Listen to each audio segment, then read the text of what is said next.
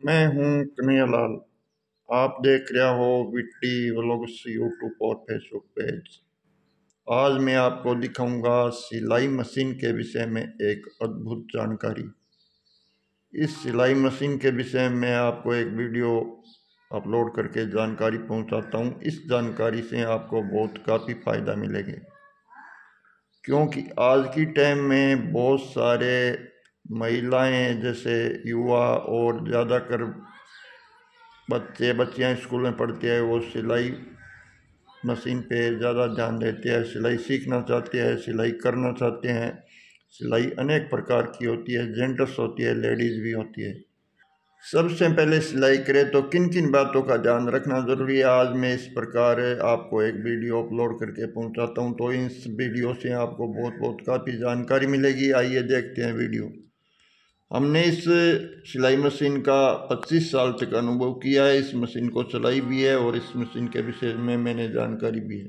सबसे पहले सिलाई मशीन चलाने के विषय में जो चलाने वाले को क्या करना चाहिए कि मशीन को अच्छी तरह साफ कर लेना चाहिए। कपड़े से लेकर कपड़ा लेकर मशीन को पूरी तरह साफ कर लेना चाहिए।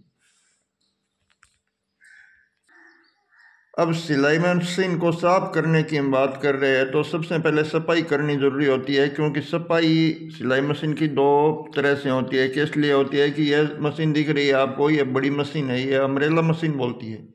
और एक छोटी मशीन बोलती है, जैसे ज़्यादातर घरों में महिलाएं हैं वो छोटी मशीन रखती है। तो सबसे पहले साफ करें तो जैसे छोटी मशीन वाली जो छोटी मशीन की सफाई करे तो ये जो पट्टी लगी हुई है इसको इसी साइड में ये कर देना चाहिए। इसी साइड में करके अंदर एक सिटल बोलते हैं, सिटल के दो नट वगैरह भी होते हैं, नट होते हैं, नट खोल कर सिटल की सफाई की जाती है। वापस सिटल को ढक दिया जाता है और सिटल ढकने के बाद ये पट्टी वापस यहीं कर देनी ज़रूरी है। अब मैं इस बड़ी मशीन की सफाई बता देता हूँ। बड़ी मशीन को सिटल नहीं होती है, सिटल होते ज़रूर है, वो खुलते नहीं है और थोड़ी सफाई तो कर लेनी चाहिए। इसको ऊपर से मशीन को उठाकर सफाई होती है, लेकिन ये पट्टी खोली जाती है। ये पट्टी के ये नट दिख रहा है, ये खोल कर इसको जैसे भी कोई कपड़े का धागा और फंसे हुए है, रेत रंजी फंसी हुई है, जैसे बहुत सारे कचरे होते हैं, उसको निकाल देना चाहिए। अच्छी तरह निकाल कर ये नट है वो वापस रख देना चाहिए, इसमें कोई दिक्कत नहीं आती है। उसके बाद आपको क्या करना चाहिए कि ये मशीन है वो आप मशीन लाइट वेट से चलती है, मशीन पायदान से भी चलती है। ये पायदान है, पायदान बाजार में छोटे बड़े भी आते हैं, एक बड़े पायदान भी होते हैं, एक छोटे भी होते हैं। अब आपको करना क्या चाहिए कि मशीन को जैसे हमेशा के लिए आप चलाए तो जैसे ये तेल बॉक्स लगे हुए हैं, ये तेल बॉक्स है, इसमें मशीन का एक तेल आते हैं, उस बॉक्सों में तेल अच्छी तरह से दे देना चाहिए। ये बॉक्स है उसमें तेल दे देना चाहिए। तेल देने के बाद 2 मिनट तक मशीन को राउंड कटाना चाहिए, चलानी चाहिए मशीन को, खाली मशीन को चलानी चाहिए, ताकि तेल है वो पूरे के पूरे बॉक्सों से अंदर जो मशीन के पुर्जे उसमें चले जाएं। उसके बाद आपको क्या करना चाहिए कि अच्छी तरह मशीन को चला कर देख लेनी चाहिए अगर मशीन टाइट तो नहीं चल रही है। कई बार क्या होता है कि तेल डालने के बाद अच्छे तेल नहीं होते हैं, तो कि बाज़ार में कई प्रकार की कई क्वालिटी के तेल आते हैं, एक हल्के तेल भी आते हैं और असली तेल भी आते हैं। आप जब भी तेल लाएँ तो जो मशीन विक्रेता है उनसे अच्छी क्वालिटी के तेल है वो लाना ज़रूरी है। तेल देने के बाद आप जब मशीन चलाओगे तो मशीन टाइट चलेगी, तो आपको ये पता महसूस होगा कि जो अंदर छोटी जो मशीन आती है, छोटी मशीन आती है, उसके सिटल होते हैं, सिटल में कचरे फंस जाते हैं। कचरे फंसने के बाद तेल देने से ही वो नहीं निकलते हैं, तो उस सिटल को खोल कर दोबारा सफाई भी की जाती है। और अगर मशीन आपकी हल्की चल रही है तो आपको ये महसूस होगा कि ये मशीन में कोई मिस्टेक नहीं है। फिर बाद में आपको क्या करना चाहिए कि सुई को देख लेनी चाहिए। कई बार क्या होता है कि सुई सेटिंग नहीं होती है। यह जो बड़ी मशीन है उसकी सुई है वो ऊपर से गोल आती है और छोटी मशीन वाली सुई है वो छोटी आती है। आपको ये एक महसूस करना होगा कि सुई हमने कौन सी मशीन की लेनी है। अगर ये मशीन दिख रही है अम्ब्रेला मशीन, इसकी लेओगे तो ये सुई है वो बड़ी आएगी और ऑर्गन की सुई आएगी। नाम लिखा हुआ आएगा, कंपनी का नाम ऑर्गन सुई होगा। और वो सुई खरीदते समय ध्यान रखना चाहिए कि हमारी मशीन कौन सी है। छोटी मशीन है तो वो चपटी वाली सुई है वो ले सकते हैं, वो भी ऑर्गन आती है। और बड़ी वाली है तो ऊपर से गोल आती है। ये सुई इसी यहाँ से ये नट खोल के ये सुई लगाई जाती है। सुई आप आसानी तरीके से घरे भी लगा सकते हैं। काफ़ी महिलाएं जैसे टेलरिंग का काम करते हैं तो वो सुई घर पर ही लगाते हैं, कोई इसके विषय मिस्त्री को बुलाने की कोई ज़रूरत नहीं है। अब मैं आपको बता देता हूँ कि सुई अच्छी तरह से चेक कर ली। अगर आप कपड़े सिलते हो और सुई में जैसे सुई अंदर जाने में थोड़ी दिक्कत आ रही है, कपड़े बता देंगे। कई बार क्या होता है, कपड़े के जो धागे होते हैं वो कटते महसूस हो गए। जब टांके आ रहे हैं तो उसमें धागे कटते दिखाई दे रहे होंगे तो आपको पता चलेगा कि सुई की नोक है वो टूटी हुई है। सुई की अगर नोक है वो टूट जाए, सुई की नोक मोटी हो जाए तो मतलब सुई दूसरी चेंज कर लेनी ज़रूरी है। और मैं ज़्यादातर यही बात बता रहा हूँ कि ऑर्गन ही सुई यूज़ करनी ज़रूरी है।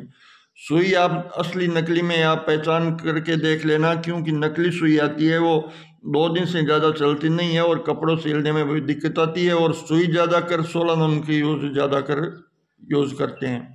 16 नंबर है आपकी मशीन में फिटो फिट आ जाएगी। मशीन चाहे कौन सी हो, सुई का नंबर है वो एक ही होता है। 16 लो या 18 लो या 14 लो, कपड़े के अनुसार नंबर काम करता है। हर मशीन में कितने भी नंबर की सुई हो तो वो लग जाती है। अब मैं आपको और बता देता हूँ थोड़ा।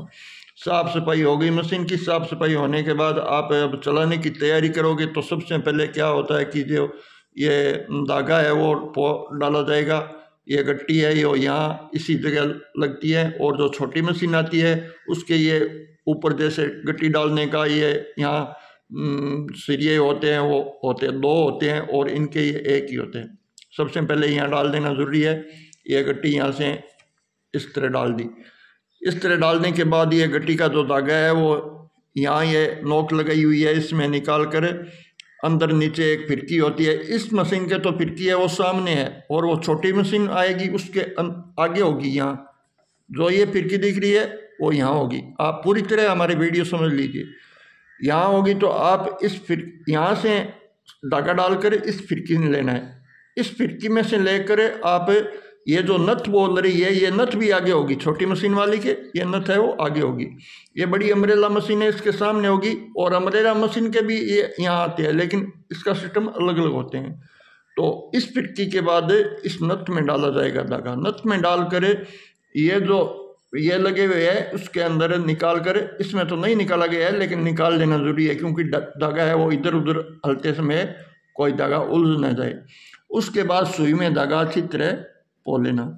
धागा पोने के बाद सबसे पहले एक आपको करना क्या है कि जैसे फालतू कपड़े की कोई जैसे कातर होती है, उस कातर को लेकर यहाँ पर कातर लगाकर आपको मशीन चलानी है।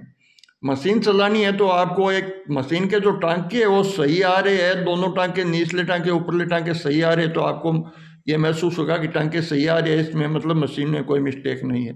अगर नीचे वाला टांका अगर ऊपर वाला टांका है वो थोड़ा तनाव में आता है, अगर ऊपर वाला तनाव में आता है तो आपको ये पता चलेगा कि ऊपरली फिरकी है वो टाइट है। टाइट है तो आप इस फिरकी को, ये नट है इसको ये घुमा कर ढीला कर लेना है। दोनों धागों का कंट्रोल बरोबर आएगा तभी दोनों टांके साफ आएंगे, क्योंकि निचले वाली फिरकी का जो टाइट होगा तो वो टांका है वो टाइट होकर वो तनाव में आएगा। तनाव में आएगा तो टांका साफ नहीं आएगा। साफ नहीं आएगा तो आपको कई बार क्या होता है कि महिलाओं को पता नहीं चलता है कि यह धागा ऐसे कैसे आ गया, उसमें खराबी हो गई। मिस्त्री फिरते हैं गाँव में ठीक करने के लिए, उसको दिखाएंगे तो वो 200-400 रुपये लेकर मतलब ये फिरकियाँ ही डालेंगे और कुछ भी नहीं डालेंगे। लेकिन आप ये इतना महसूस होना जरूरी है कि अगर धागा तनाव में आ रहा है तो ऊपरले धागे में, ऊपरला तनाव में है तो ऊपरले धागे में, निचला तनाव में है तो निचले धागे में मिस्टेक चल रही है। धागे का कंट्रोल बराबर आना जरूरी है। धागे का कंट्रोल बराबर होगा तो आपकी मशीन है वो सही चलेगी और टांके सही निकालेगी। इसमें थोड़ा ध्यान रखना जरूरी है। उसके बाद आपको करना क्या चाहिए कि ज़्यादातर मतलब मशीन, छोटी मशीन आती है वो चलने के बाद, टांके देने के बाद 1 घंटे चल गई और मतलब वो टाइट हो जाती है। टाइट हो जाती है तो आपको करना क्या चाहिए कि सिटल की सफाई ज़रूरी होती है। सिटल में धागे फंस जाते हैं, उसको धागों निकाल कर सिटल वापस जड़ दिया जाता है। सिटल की सफाई करने के बाद मशीन अगर आपकी टाइट चल रही है तो कई प्रकार से मतलब यहाँ भी धागे फंस सकते हैं, इसको भी देख लेना ज़रूरी है। अंदर भी यहाँ ये पीछे इसके बॉक्स लगे हुए हैं, ये खोल कर देख लेना ज़रूरी है, क्योंकि अंदर कोई जैसे धागा लिपट जाता है ना, सबसे ज़्यादा टाइट होने का मकसद यही होता है, धागा लिपट जाता है।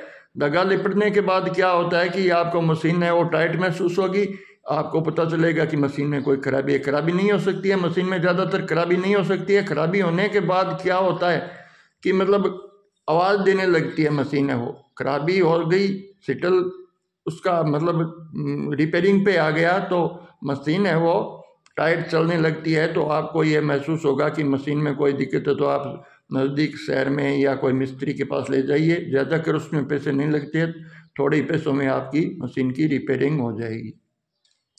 आपको मैं इस मशीन के विषय में थोड़ी जानकारी बताइए, नॉर्मल जानकारी है, और काफ़ी जैसे जानकारी कोई दिक्कत आ गई और मशीन में दिक्कत आ जाए तो आप मिस्त्री को भी दिखा सकते हैं, और अपने घर पर ही नॉर्मल मतलब प्राथमिक उपचार है वो आप मशीन के सिलाई मशीन के घर पर ही कर सकते हैं, क्योंकि ज़्यादातर इसमें दिक्कत होती नहीं है। सबसे ज़्यादा आजकल ध्यान रखना ज़रूरी है कि हर इंसान को भी खुराक पे डिपेंड करती है और मशीन पे भी खुराक पे डिपेंड करती है। खुराक क्या होता है? खुराक होता है मशीन का ऑयल। ऑयल साफ सुथरा रहेगा तो मशीन आपकी अच्छी चलेगी, ऑयल सही नहीं होगा तो आपकी मशीन में दिक्कत आने लग जाएगी। ये सबसे बड़ी बात है। आपको अभी ऑयल है वो एक ऐसी जगह पर जाकर मशीन विक्रेता है उनसे पूछ लेना चाहिए कि भाई ऑयल अच्छा देना जरूरी है। ऑयल में कई बार क्या होता है, कई हम ऑयल लाते हैं बॉक्स बाज़ार में बिकते हैं ऑयल की, जैसे मारवाड़ी भाषा में बोल देते हैं सीसी बोलते हैं, सीसी के अंदर ऑयल डालकर वो सीसी बोतल पैकिंग कर देते हैं और ऑयल है वो उसमें घटिया ऑयल आते हैं। घटिया असली नकली में पहचान क्या होती है कि उसमें आप सुगंध लेओगे तो केरोसिन की सुगंध आएगी, तो आप जान जाना कि ये ऑयल असली नहीं है। मशीन के जो ऑयल आते हैं उसमें मतलब थोड़ी खुशबू तो आती है लेकिन ज़्यादा खुशबू नहीं आती है, और ऑयल जैसे पानी की तरह दिखाई देता है, वो ऑयल असली होता है। तो अच्छे ऑयल डालना ज़रूरी है, क्योंकि आपको इस सिलाई मशीन के विषय में थोड़ी मैं, क्योंकि ज़्यादातर आजकल लड़कियां हैं वो भी एक कॉलेज के अंदर स्कूल के अंदर ज़्यादातर सिलाई पर ध्यान देती है कि भाई हम हमारी सिलाई सीख लें। तो आजकल का ज़माना है कि सिलाई मशीन, सिलाई की कीमत बहुत बढ़ रही है। थोड़ी बहुत तो आप टांके ही दिलाओगे, मार्केट में जाओगे तो आपसे 100 रुपये ले लेंगे। इसके विषय में घरेलू सिलाई करना आज से ज़रूरी होता है। इसके विषय में मैं आपको बताई हूँ। आप नई मशीन खरीदना चाहते हैं कि भाई हम नई मशीन खरीदना चाहते हैं, कौन सी कंपनी की अच्छी है? कंपनी बहुत सारी आती है, लेकिन ये कर्षण मशीन है। इसको आज हमने 25 साल इस मशीन को यूज़ किया है, अब वैसी की वैसी ही चल रही है, और मैंने इस सिलाई का काम छोड़ दिया है। हम थोड़ी घरेलू ही काम है वो, थोड़ा जैसे टांके टेबे लगा देना या घरेलू कोई कपड़े है वो कोई वही घर के कपड़े बता दिए कि ये कपड़े सिलने हैं तो थोड़ा बहुत सिलाई कर देना, इतना ही काम करते हैं। लेकिन हम ये पूरी की पूरी इस मशीन द्वारा हमें जानकारी है वो आप तक वीडियो द्वारा, आगे भी हमें समय मिलेगी तो आपसे आपकी सेवा में फिर हाजिर रहूँगा। हमारे वीडियो को इस ज़्यादा से ज़्यादा आप लाइक शेयर भी करना है, क्योंकि लोग यूट्यूब सर्च करते हैं आजकल ज़्यादा कर, क्योंकि सिलाई मशीन की अगर जानकारी है, अगर सिलाई मशीन को सही तरह से ये वो सिलाई मशीन सेटिंग नहीं है तो वो यूट्यूब सर्च करेंगे। तो इनमें ऐसा ही है कि जैसे पायदान है, पायदान के ऊपर ये खांचे खांचे में रखकर आप इतना महसूस होगा कि जैसे ये बड़ी मशीन के खांचे ये पूरे बड़े आएंगे, छोटी मशीन के छोटे आएंगे। अगर इसी खांचे में छोटी मशीन सेटिंग करेंगे तो वो मशीन आएगी नहीं, और आपको महसूस होगा कि ये मशीन ऐसे कैसे आ गई। ऐसा नहीं होता है।